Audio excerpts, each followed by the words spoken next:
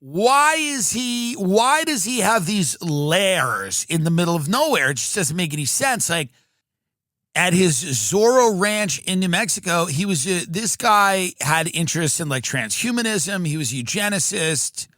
He wanted to, create like the perfect race. He wanted to seed the planet with his DNA in some weird way. He hung out with Bill Gates and all these creepy scientists. The fact that this guy was able to do all of this for decades without any real pushback, any consequences, one slap on the wrist, sweetheart deal.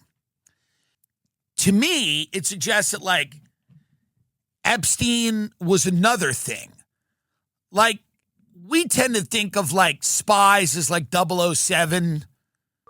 That's what we think of as like spies, like covert operatives running around the world, trying to best each other at the game of espionage. And he's not doing that. It's not him. He's not Jason Bourne. So then you go, well, then there's analysts that sit in the CIA and type up reports based on what the Jason Bourne people say. He's not doing that. He wasn't like sitting in the CIA decoding all this raw intelligence and typing up and writing reports and handing them to somebody and going, oh, here's the reports that we got from the station chief in Istanbul about the Muslim Brotherhood, and here's what they said. And we have a cafe bugged, and one of our guys runs the cafe, and he heard them talking about blah, blah, blah. He's not doing that. He's not a guy who seems to be really publicly advocating for a specific company. So he's not like running around going like, it's all about Palantir, or you got to get on board with Honeywell or General Dynamics or whatever.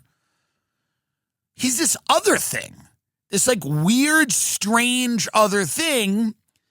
And his life makes no sense from the beginning of it till the end of it.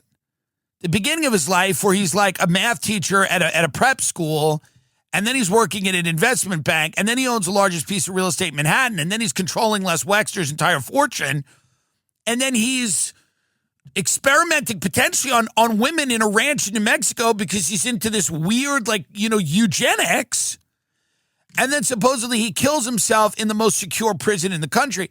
None of it makes any sense at all.